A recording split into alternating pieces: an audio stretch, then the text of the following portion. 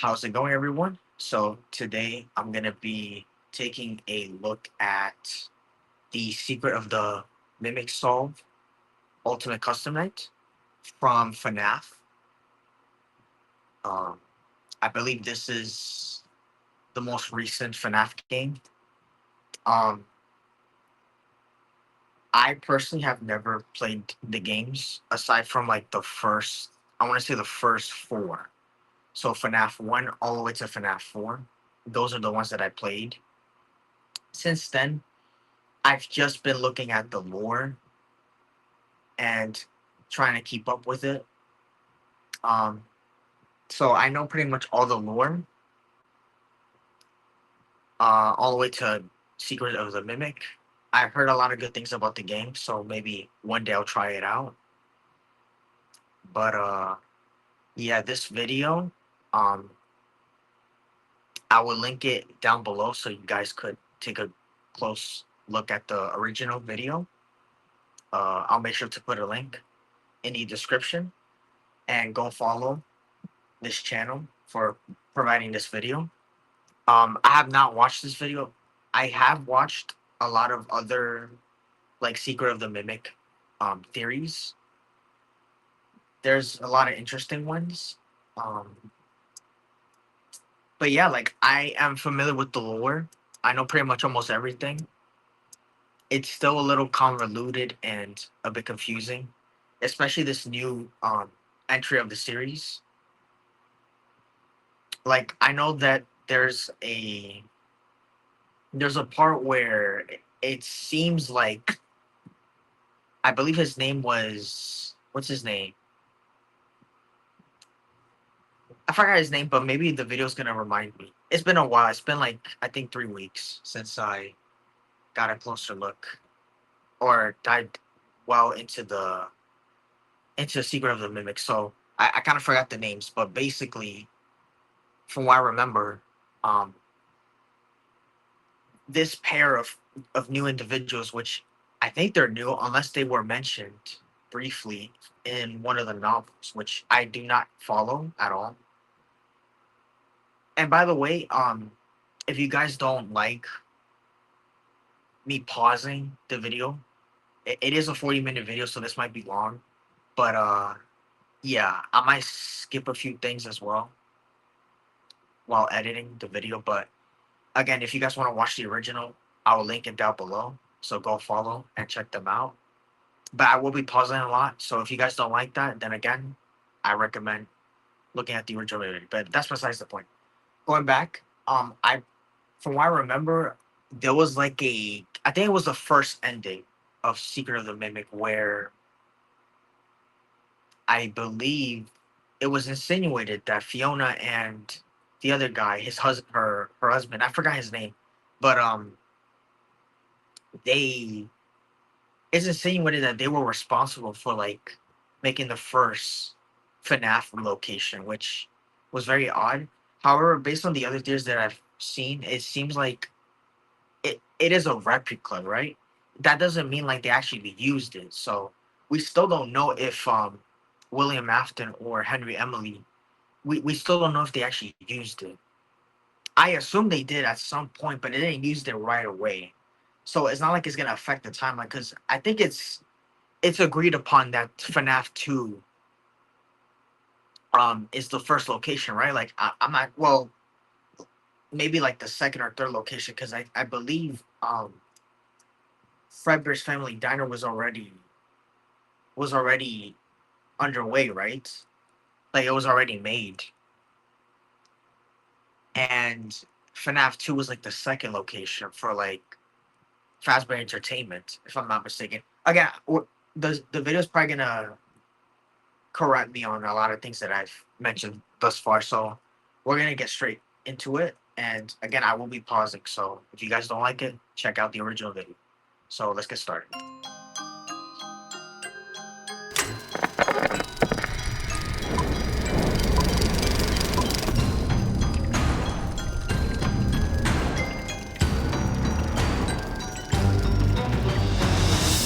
Secret of the Mimic is finally here, and after months of anticipation, we finally get to talk about what this game has to offer in terms of lore. Now, keep in mind that everything I'm going to discuss here is still very fresh, and the community is far from reaching a consensus on what most of it means.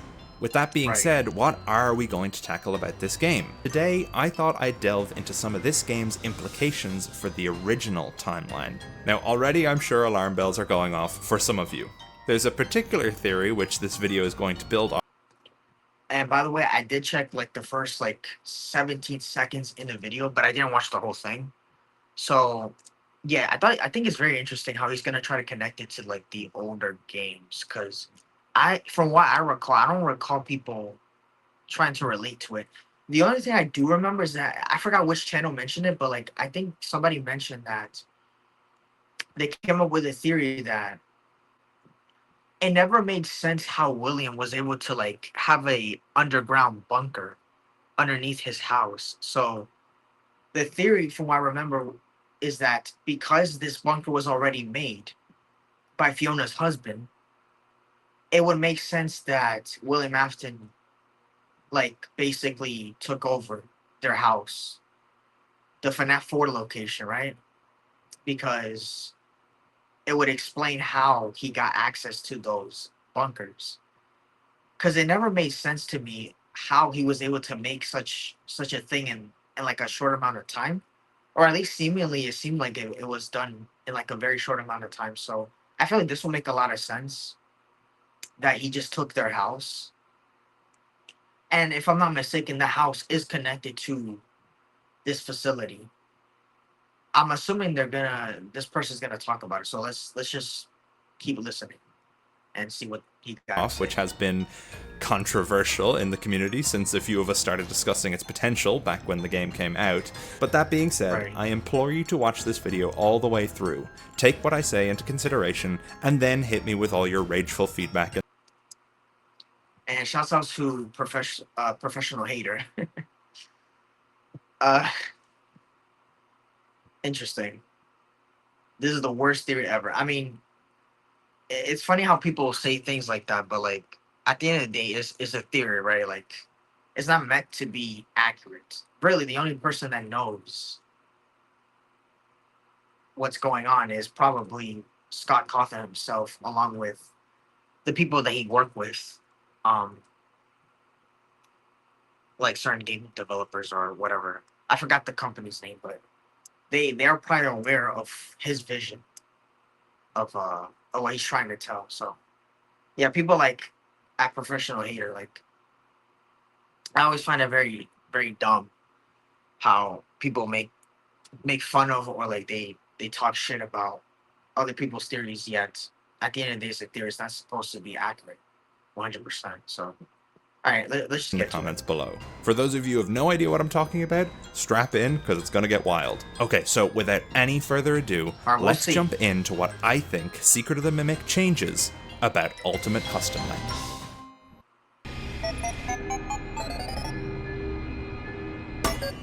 If you watched my livestream of Secret of the Mimic as it released, which you can still go back and check out, link on screen, you know that throughout the game, Edwin Murray is given a lot of credit for creating some of the less explored characters and concepts in the franchise.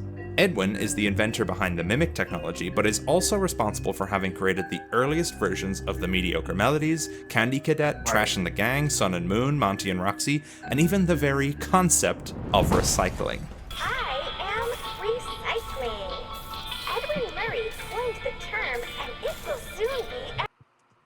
Wait a minute. I thought it was kind of agreed upon that Fiona was the one that made those puppet like shows. Like I remember there was like a Easter egg of like the marionette, right? And I know Chica was there too. Let's just listen and Edwin Murray invented recycling. It seems that MCM is the one-stop shop for FNAF character backstories, just like Oscorp in the Andrew Garfield Spider-Man movies, or like one prequel movie's worth of Han Solo iconography. Alright, here's your gun, here's your spaceship, here's the AI on board your spaceship, and here's a best friend for life.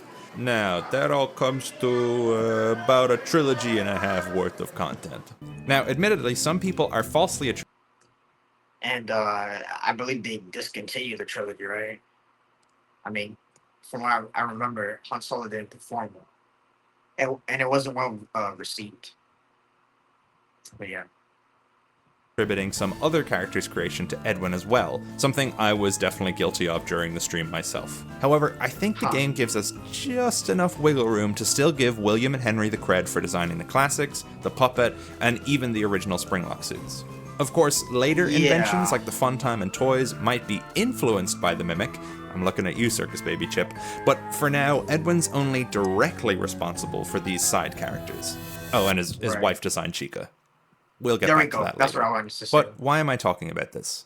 Well, we know that in Pizzeria Simulator, Henry's goal to gather all the sins of Fazbear's past results in Michael at least purchasing some of, if not all of these MCM inventions. And where does the FNAF 6 fire lead?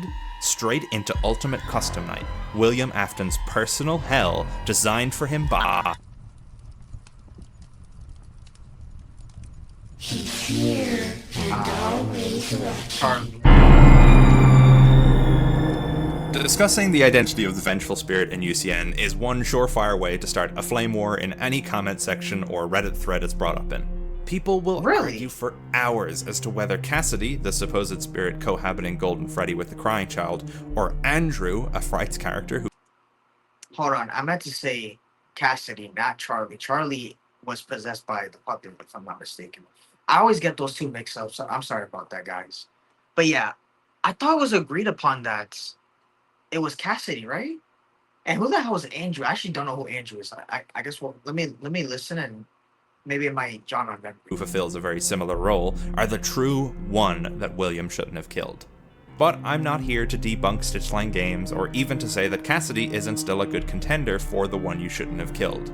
However, I think that Secret of the Mimic has a lot of new, very interesting connections to this mysterious character, and may just give us the most evidence-backed answer after all these years, with one major issue I'll discuss shortly.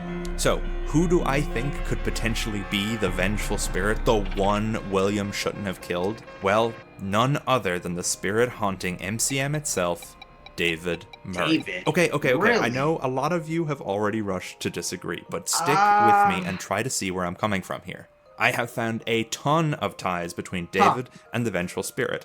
But of course, the glaring issue with this theory off the bat is that David wasn't killed by William Afton. Exactly, that's what I was going to say. I promise I'm going to answer that question later. But that's what I was going to say. Like, I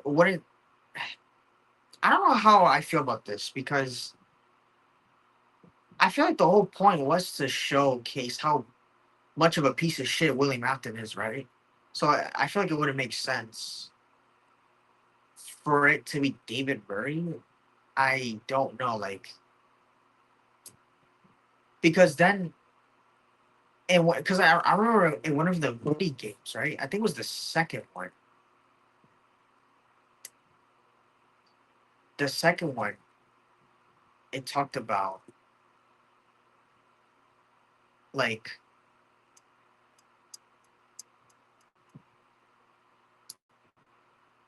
it shows a mini game of the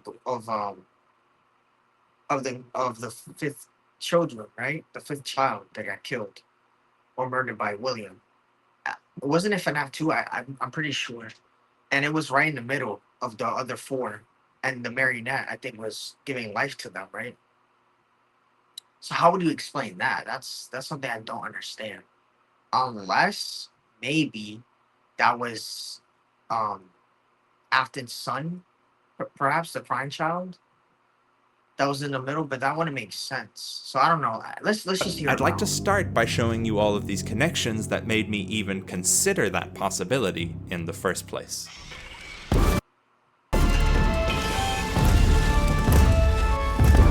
As mentioned, the story Greetings of from the Ultimate fire. Custom Night is that William Afton, after having been burnt in the FFPS fire, is being held in some sort of purgatory, his sins regurgitated back at him to torture him for eternity. The entity holding him here is referred to as the one you shouldn't have killed by multiple characters in the game who seem aware of his presence. And in some rare voice lines, the vengeful spirit even speaks through the mediocre melodies. At the time, this seemed like a interesting. very strange choice for literally any character in the running for the vengeful spirit role, and it's here where we reach our very first strong connection to David Murray. Me and Stan are out of here. It's time to jump ship before things get ugly. I have a bunch of Fiona's character patterns and Stan is taking what he can. Join us. With everything we know about the restaurant project, we can start our own machine shop. The Stan referenced here in this log is undoubtedly the owner of Stan's Budget Tech, the company from whom we buy the mediocre melodies in FFPS. Those character patterns stolen from MCM were the mediocre melodies, and Stan's rip-off versions are the characters through which the vengeful spirit chooses to speak. And wouldn't it make sense for the son of their creator to choose them as his avatar? A boy who spent days wandering through his father's factory and was constantly drawing himself with these characters as his only friends in the world. And Pigpatch, the one member in the Mediocre Melodies lineup that doesn't have the Vengeful Spirit's voice, except for Mr. Hippo, still has a connection to David through the exact same heterochromia, one green eye and one blue eye. Let's keep going. In Secret of the Mimic, we get a super deep cut, which sort of answers a lingering question fans had since all the way back when Sister Location was first being teased. In the source code of Scott's website for one of these teasers, the restaurant Chica's Party World was listed as one of Circus Baby's Entertainment and Rentals clients. At the time, we had no idea what this meant, but Secret of the Mimic randomly decided to show us that Chica's Party World was one of the precursor restaurants in operation before Freddy's. In one of the logs, we find out that Fiona even designed Chica, making her the first known Freddy's bandmate in existence. I was the first. I have seen everything. So, sure, Chica's the first. So what? Well, despite some other FNAF theorists already having reached the conclusion that Chica the character was the first, rather than Susie being the first victim or something like that, it still never sat right with me. Why does it matter that Chica, the fictional brand icon, existed before Freddy? Even when playing through this game, I was surprised to get clarification on this matter so many years after that Sister Location teaser. But then, friend of the channel T-Dreads pointed out Chica's other very important line in Ultimate Custom Night. I have seen him, the one you shouldn't have killed. I have seen him. None of the other characters in UCN who reference the Vengeful Spirit say that they've seen him. But given we know now that this is And one thing I've noticed is that with Ultimate Custom Night, I recall, like, when listening to the voice lines, right? Only a select few have voice lines. Like, in FNAF 1, I don't recall the FNAF 1 animatronics ever speaking. And during this time, during Secret of the Mimics, which I believe it's in the 70s, I think? Early 70s? Notice how the FNAF 1 animatronics were being created. Like, it was like a replica or like it was being made by Edwin. And I would assume Fiona helped him as well. Very interesting, huh? And also, I've noticed too that with Ultimate Custom Night, only the mediocre melodies, you hear the echo of whoever is speaking. But the other animatronics, you don't hear whispering from the other animatronics. So, like, I don't know, that's just very interesting. It being David could make sense, but like he said, there's like one glaring problem with this. So I wonder what that would be. I would assume it has to do with William, but let's keep it the character Chica who is speaking here, then she definitely would have seen David running about that factory. This finally made sense to me as to why it would even matter for Chica to mention that she was the first. She's letting William know that even the crimes he's committed away from Freddy's won't escape him. And there are even more connections between UCN and the Steelwool games. However, to talk about this next one, I'm going to need to talk about Moon.exe. Now, those of you familiar with all 3 endings of Secret of the Mimic are well aware that Moon.exe is anything but simple. It's a game within a game which halfway through becomes a recreation of the game you've been playing this whole time. None of the characters are literal, everything is a metaphor, and my theorist friends and I have been racking our brains ever since the game came out to solve this minigame. However, one thing pretty much everyone agrees on is that this baby owl, which appears in the earlier, far less literal part of Moon.exe, represents David Murray. There's a lot of stuff I just said that if you've not played the game make no sense to you, but this video is already going to be long David enough, Murray so just go back and watch me play it. At one point in the game, we come across this pond in the middle of a dark woods. Now, I don't know about you, but when I come across any body of water surrounded by trees in any FNAF media, my mind instantly jumps to Old Man Consequences from FNAF World. Yeah. Now, of course, we have to be 100%. careful about taking very common symbols and attributing them to lore. But that being said, take a look at this. Right up from the pond, laying next to a boulder where the baby owl is perched, we find Monty's fishing game.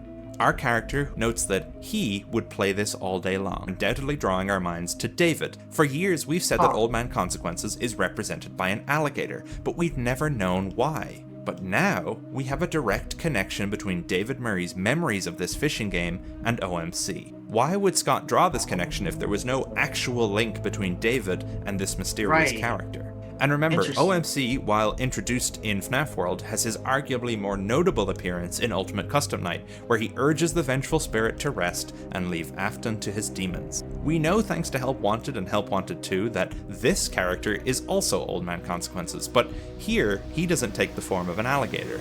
Why? Because in those games, we're not viewing this world through the lens of David. We're seeing it through the eyes of the princess, who, right now, I think has the best chance of representing Vanessa.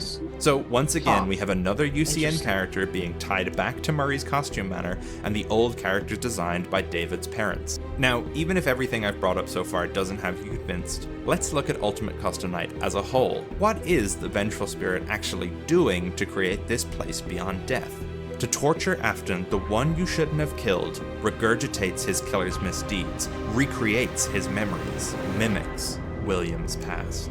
One thing people have debated about since UCN came out is whether or not William and his captor are alone in this purgatory, if the other spirits are trapped here as well. But when you have a character whose entire shtick is to copy and pretend to be other people, the answer becomes clear. And in case you think it's a stretch to say that David the Spirit would behave like the Mimic, take a listen to David's ghostly voice lines echoed throughout MCM.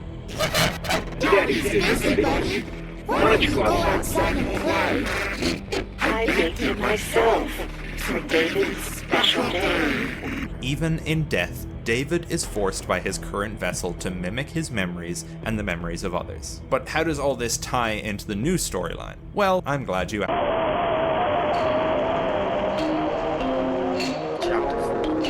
Bro, these transitions are Throughout so Security creepy. Breach, Ruin, and Help Wanted 2, we find Night Marion plushies scattered about the Pizzaplex, Right, that's Old what I was Pizza trying to Place, say. and even within Princess Quest 4. We even have That's what I staff was trying bots to say. painted to look like nightmarish versions of themselves with razor-sharp teeth and stripy arms. We've never known why this character in particular is so prevalent throughout these new games, and it honestly seemed like a pretty random inclusion on Steelwool's part. Well, not That's what it seemed anymore, like. because with this theory in mind, I think I have an answer. If F10 is still around in the modern era, which she almost certainly is, then her entire goal, as established in Secret of the Mimic, is to revive David by any means necessary. I think that means that David's spirit is still lingering throughout the Pizzaplex, still haunting the ruins of what was once his father's factory, wearing the guise of a character who is literally the face of Ultimate Custom Night Night Marion. I think these plushes might represent David's continued existence into the present story. Because, yeah, I always wonder why, out of all the characters, why would the face of Ultimate Custom Night be the Night Marion? Like, that never made sense to me. Like, you would think it would have been like Fredbear / Golden Freddy to represent Cassidy. But instead, it was the Night Marion. So that's very interesting. Is he trying to say that David kind of represents the Nightmare Marion, if possible? That would be interesting. Because we know that the regular marionette / the puppet is Shirley, right? So Henry's daughter. So that's interesting. Whether or not he's still torturing Afton's soul is unclear, as if Glitchtrap is the real William who has somehow escaped from UCN, then David will surely want to drag him back to Purgatory along with him. But I think David's presence in the current story expands far beyond his spirit lingering. As we see in Secret of the Mimic, David is simultaneously possessing the Mimic and projecting himself as the White Tiger throughout the building. Some people think that M2 isn't possessed at all and that the White Tiger is actually David, but I'll remind you that David's ghost voice repeats M1 and M2 lines, which I think is Scott's way of telling us that ghosts can both possess an animatronic and project beyond it, while still being bound by their programming. Sort of like a familiar golden bear.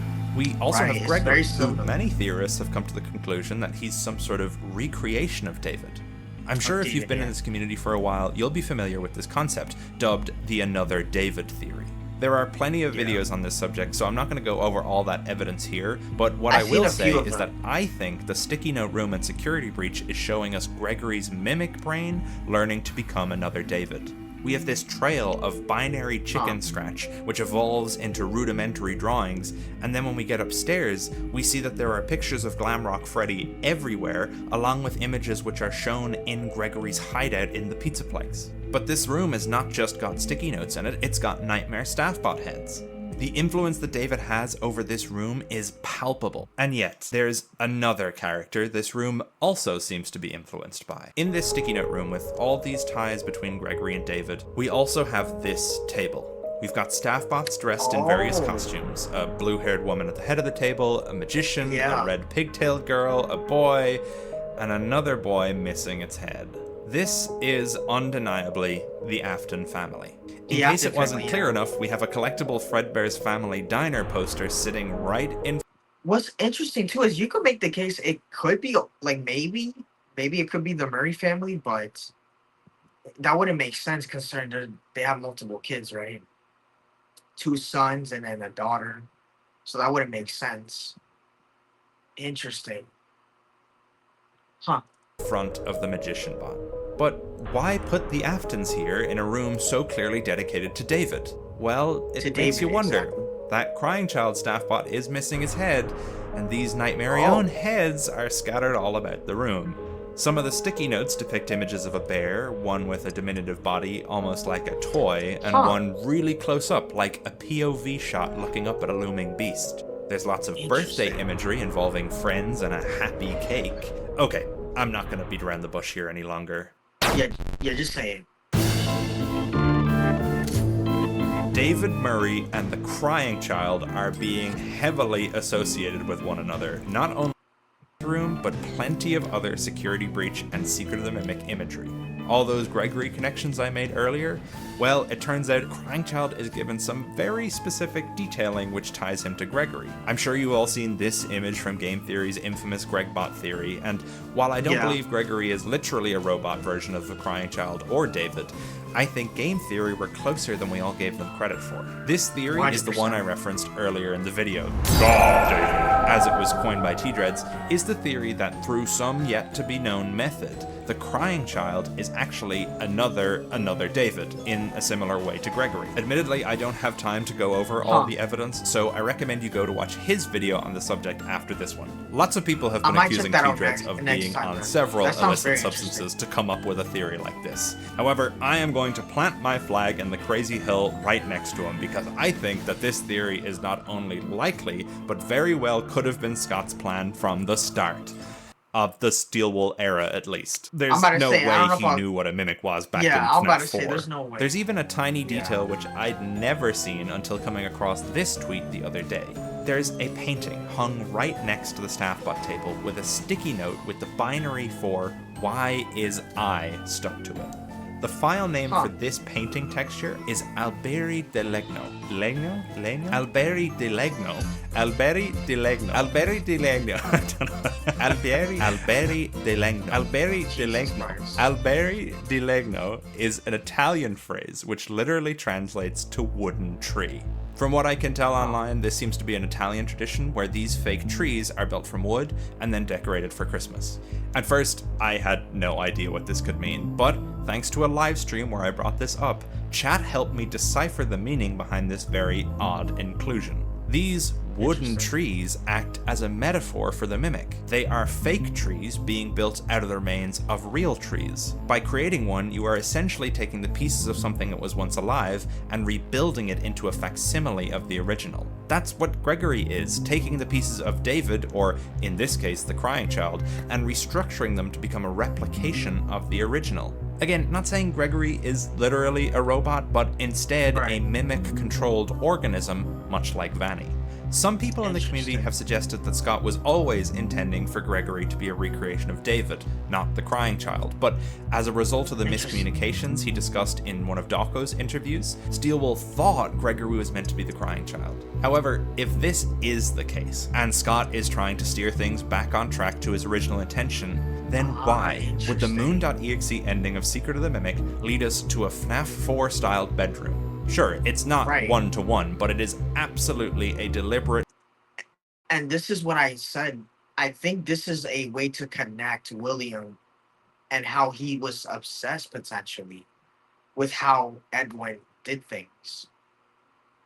And so he decided to take his home. And on top of that, we know that underneath this house, there was a bunker where he was able to do whatever he wanted and work constantly. So we know that that's what William also wanted too, it seems. Especially after getting kicked out by Henry, right? After the missing children incident. And he needed to find a way to get away with his crimes somehow, right? And this is probably the best way to do it. I'm assuming that was the connection here, but I could be wrong. Maybe there's something else to it. So let's see. Visual reference. A lot of people have particularly criticized God David because they would consider it a retcon. Retcons, or retroactive continuity, are something that Scott said way back when that he is vehemently against doing. And I'm not calling him a liar. I just think that maybe Scott's definition of a retcon might be a lot looser than other people's. Scott doesn't like to change details on a whim, nor does he want to flat out contradict anything already present in the games. However, I think that Scott is constantly adding new context to the story. For example, nothing about sister location says that the events of FNAF 4 didn't happen. It only provides a new lens through which we can view the events of that game. In the same way, God David doesn't suggest that Scott is rewriting any of the old story, only that he's adding on details earlier in the timeline to better weave it all together. And to be entirely fair, Scott was already writing about robot essence transference all the way back in 2015 with the start of the Silver Rise trilogy, and has continued to write about it in almost every FNAF book series since. This is not a new concept, nor is it impossible that he had something of the like in mind back in the day. We never did find out what was in that box, did we? But, okay, I've spent this entire chapter of the video defending an idea I haven't even really gone into yet. What the hell would this mean for David being the vengeful spirit? Well, I think there's actually a lot of evidence within UCN itself for the bite victim to be the one you shouldn't have killed. And if God David is correct, then all of our David connections would tie in as well. And don't worry, I'm still going to get around to the big glaring issue with both of these suggestions. Right, because this is what I wanted.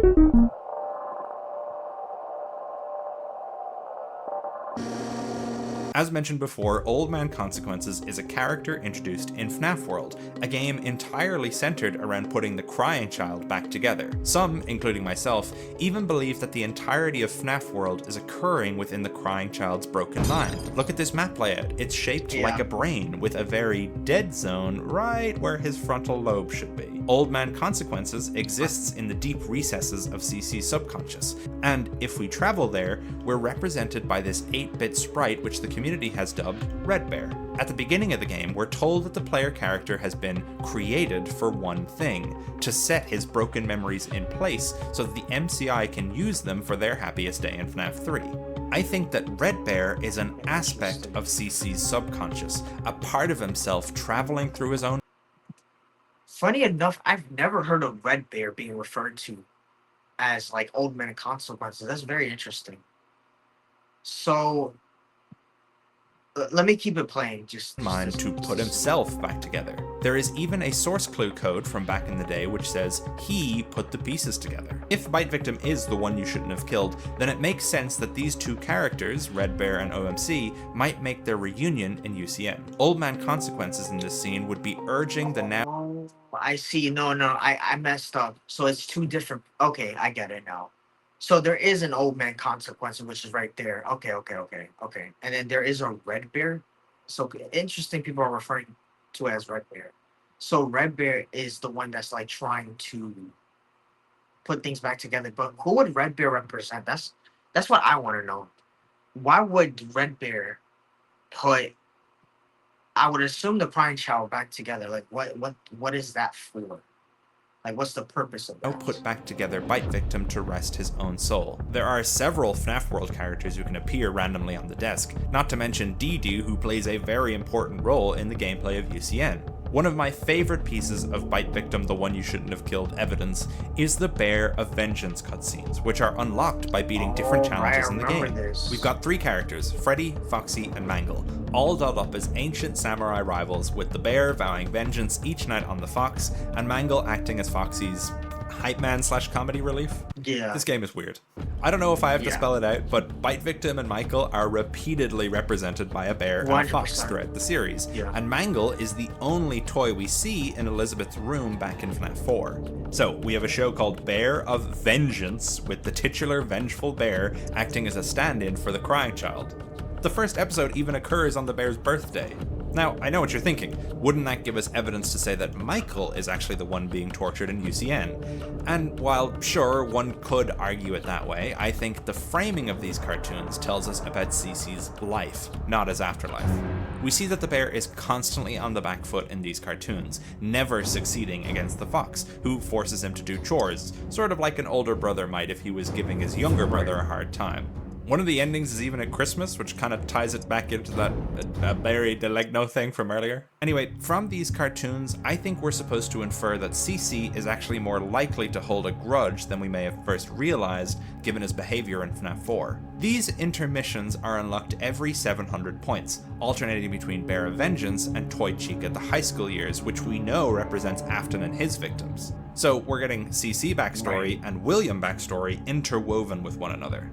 There's also a ton of Golden Freddy imagery throughout UCN. Go watch 14 Theory if you somehow managed to avoid seeing that in the last few months. That means we're linking the vengeful spirit, who is referred to with male pronouns, to a spirit which is within that animatronic. Now, I know some people, including myself, have argued that those pronouns are referring to the character of Golden Freddy, not the spirit, which could still be the case, but considering Scott uses the image of his son as the vengeful spirit, and all of these connections to the Bite Victim, maybe we were too quick to dismiss this evidence. Some people think that Scott said in the past that this image of the one you should not have killed is non-canon, but all Scott said in his Reddit post was that he and his family were not canon, meaning his son, Jason Cawthon, isn't literally the vengeful spirit. He wasn't saying that the vengeful spirit doesn't look like him.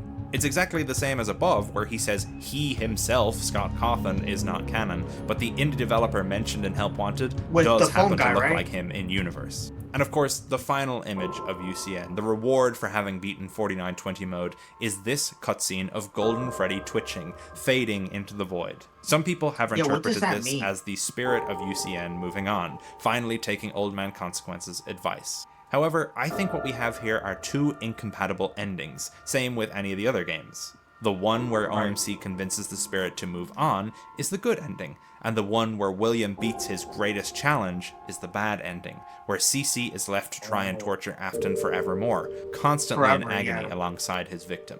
The two endings are also essentially polar opposites in how you achieve them. But of course, with the suggestion that the crying child is indeed the one you shouldn't have killed, comes the greatest flaw in the entire theory. William Afton did not kill his son. Michael Afton was the one responsible for his brother's death. Wasn't he?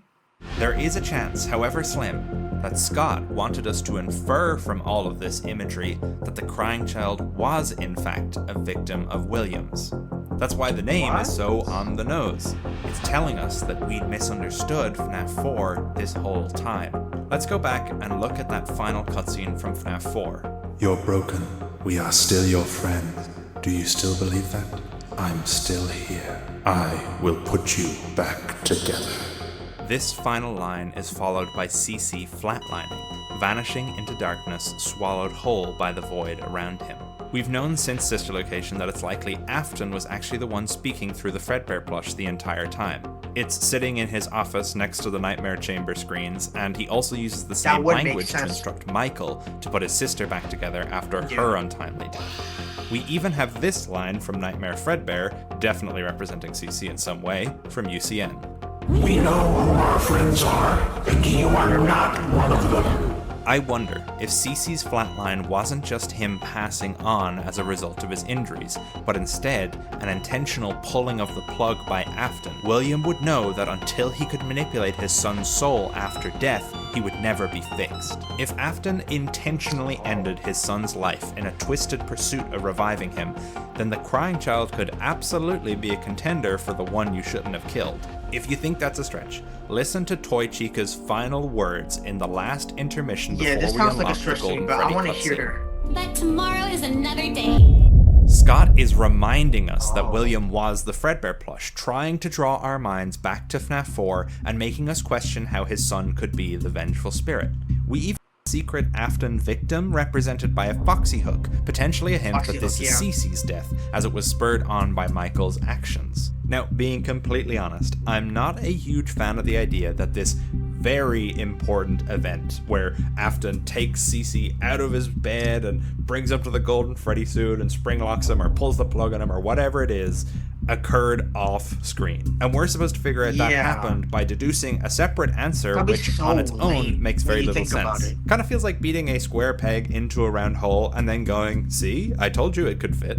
That being said, all of this FNAF World imagery combined with Bear of Vengeance, 14 Theory, and Golden Freddy, everything except Bite Victim's demise seems to I point need to check towards the 14 Cece being Theory, the 'cause I'm vengeful very spirit. So interested in yeah, that one. thank you for watching, and oh, what's that?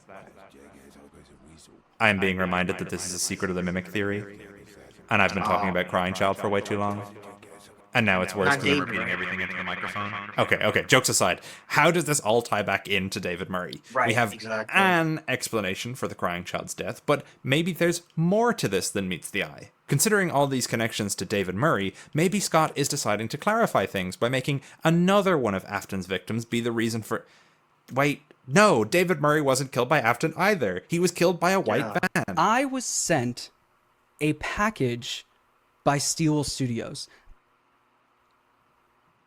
It's a Fazbear Entertainment van. There is a man. All right, before we jump to Right? any conclusions, let's look at the evidence surrounding David's death. The community was Oh my god. So he's saying that basically William was driving the van or was in the van in some case, and he's the one that killed David. Now that would be twisted as shit. Granted, it's in character for sure. And we know his wife Fiona, Eric's wife, right? She died by a fire. Now my question is, how did that fire even occur? Does William have something to do with it? What if he's the one that made the fire during the Fire Fest, right? Or has that been explained?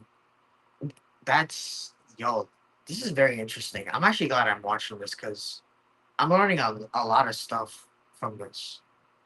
Wow. first introduced to David Murray in the Tales from the Pizzaplex story, The Mimic, wherein Edwin Murray, still grief-stricken over the loss of his wife in childbirth, raises their son David alone in his run-down linen factory. Edwin builds the Mimic as a Right. friend to play with and essentially babysit David, while he's busy working on projects for Fazbear. Then, on the day of his 4th birthday, Edwin rushed out into the brilliant morning sun and breathed in a mouthful of humid air just as David's ball bounced out into the nearest lane of traffic.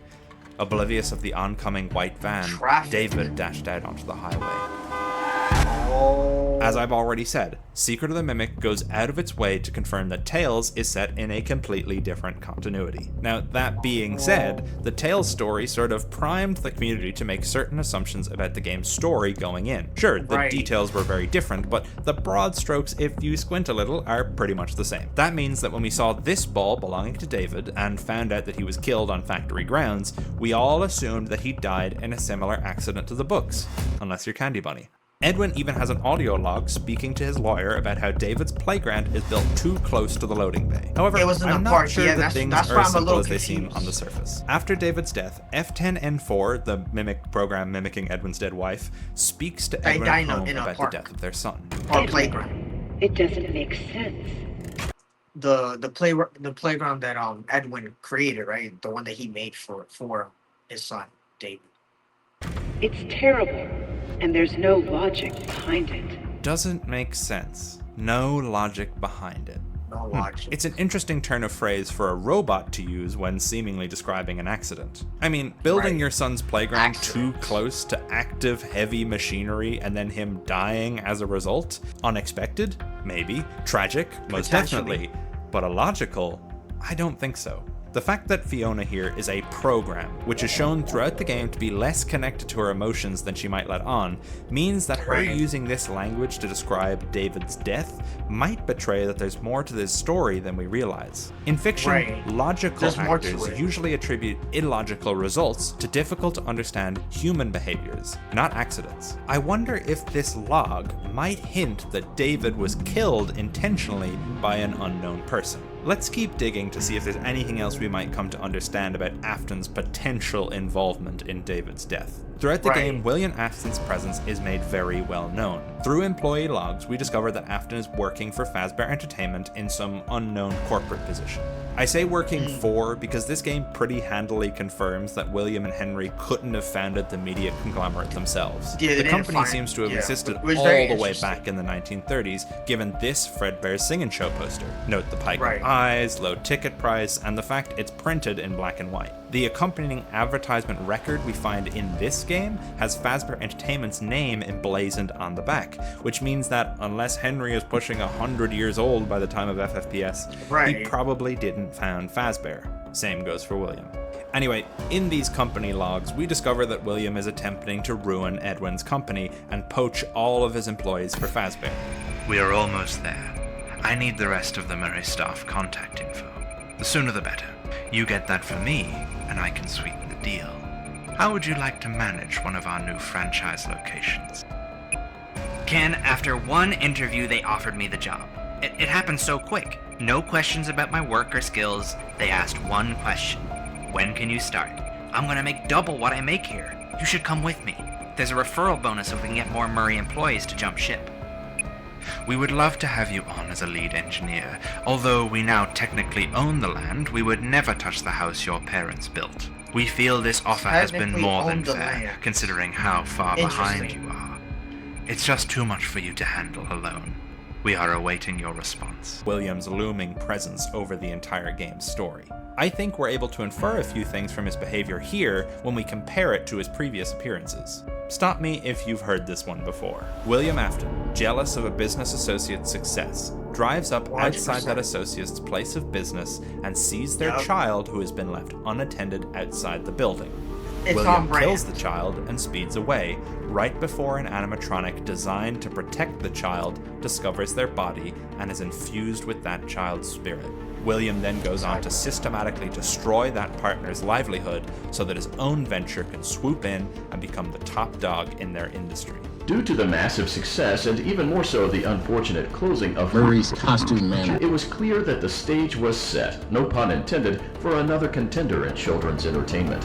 That's right. I think William Afton's murder of Charlie Emily and his targeting of Henry's business was actually a repeat of what he did to Edwin Murray, It's a repeat of what he did establishing before, this yeah. ruthless killer's MO. If you're Very wondering why interesting. Afton would try to tank Freddy's after clearly working for Fazbear to start Freddy's in the first place, I think it's all to do with Henry taking over that restaurant while Afton keeps working at Fredbear's like we see in FNAF 4. Once Fredbear shuts down after the big bite, and then Circus Baby's Pizza World fails as well, Afton needs his next venture to succeed, As Hand Unit says, Freddy's closure sets the stage for Entertainment and Rentals to swoop in and steal the limelight. He even goes back to try get the reopened Freddy shut down in FNAF 2. Going back to Afton's methods, there are a few more ways we can link Fazbear to David's death. In the lead up to Secret of the Mimic's release, Steelwool pulled some viral marketing by sending a handful of FNAF YouTubers packages filled with swag promoting the game. One such item was this white van paperweight I showed earlier. Not the same colors as the van in the render we saw. John here is correct. It is different to the van that Arnold drives in-game, and even the one parked outside MCM belonging to the previous team. It's specifically a white van. And in the Tales books, as mentioned, David is knocked down and killed specifically by a white van. As we've already gone over, these books are not in continuity with the games. But what if this detail could be hinting that a white van was still involved in David's death? But in the game's continuity, it's a white Fazbear Entertainment van driven by Afton. Exactly. I'll admit, this could just be a result of whatever company made these for Steelwool not having the right color material, but I think it's interesting nonetheless. Fazbear Entertainment, the YouTube channel, not the company and universe, also found that in David's secret hideout in the Storytime showroom, one of the pictures David's drawn features himself holding a pair of balloons, colored and placed identically to the Fazbear Entertainment logo. He's even wearing a purple party hat, which we know is symbolism Scott has been using recently to indicate Afton's victims. It's reinforced in this game as well, where David's birthday table is set for 5 other people with purple and yellow party hats, as well as a black top hat sitting next to one of the plates. All of this, to me, seems to invoke Happiest Day imagery, especially given that we have to fix what is broken in the secret ending of the game. But, okay, admittedly, some of this evidence is less than nail in the coffin material. However, once we combine it with what we know about David's ties to Gregory, Gregory's ties to the Crying Child, the Crying Child's ties to the one you should not have killed, and the one you should not have killed being a victim of William Afton, all of this is looking possible. But that's just it. It's looking pretty much possible. it, yeah. I think it's time we talk about this theory as a whole and what my goal was for this video. So, after everything I've presented, do I actually think that anything I've said is 100% the case and undeniably true? Of course not. No. Not really. There's a lot of wish-washy evidence or big gaps between points which are yet to be filled.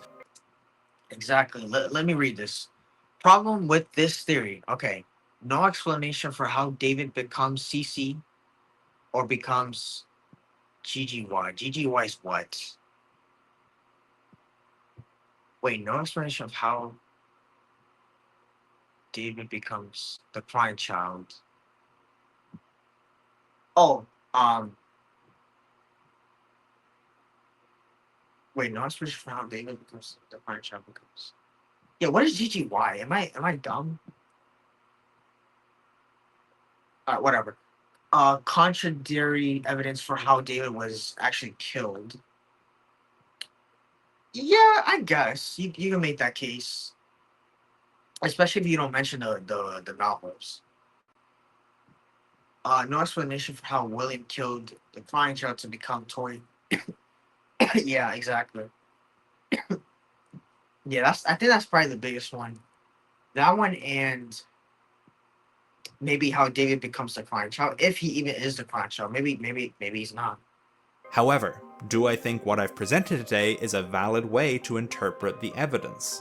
Absolutely. You see, when the FNAF theorizing community started back in the good old days of Purple Phone Guy and Foxy is a Good Guy, there was very little information for theorists to go off. We had a handful of games worth of story with not a whole lot of said story being super clear. Night-to-night gameplay was the closest thing we got to a plot back then, and all of the lore was to be deciphered and created within the mind of the theorist. Over time, Scott has provided us with more and more narrative in each new release, and with the latest Steelwool games, we've got 3-act structures, character arcs, action, set pieces, the usual suspects for AAA games. This franchise has changed a lot, but that's not a bad thing. However, theorizing about these new games has become an interesting balance between... I would argue that it should have ended in Pizza Simulator. It should have ended there, but so far, I will say Secret of the Mimic has made me more intrigued with the newer stuff of FNAF because prior, like things like Security Breach and like the other recent games, it hasn't really captivated me. But like I feel like Secret of the Mimic really did. It made me fall in love with the series again for sure. And it really made me want to check more things, like especially the more recent stories, because I personally don't know too much about them. I'm still kind of new to the newer stories, but yeah, like I will say that I feel like this game definitely made me a lot more intrigued with the newer stuff, and I feel like a lot of people would feel the same way. Deducing and predicting. We're no longer just dealing with solving one game, we're also trying to foresee where Steelwool are going to bring us and how all of that fit producers could completely throw everything we think we know into It disarray. could. That's It why could. when people say theories like God David or Vengeful David are ridiculous or stretching connections, they're not wrong, Right.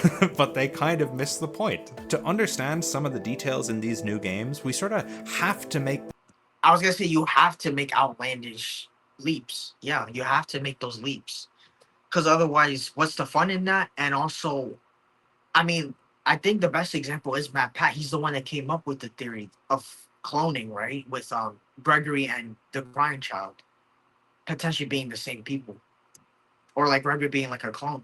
It sounded dumb before, but now like it's starting to sound pretty accurate to some extent. So like, I feel like you have to make these leaps, and even though people may not agree or may not enjoy it, at the end of the day, it is a theory. Like it's not supposed to be taken serious. Again, the only person that knows what the hell is going on is Steelwill and also Scott Cawthon himself, I would assume.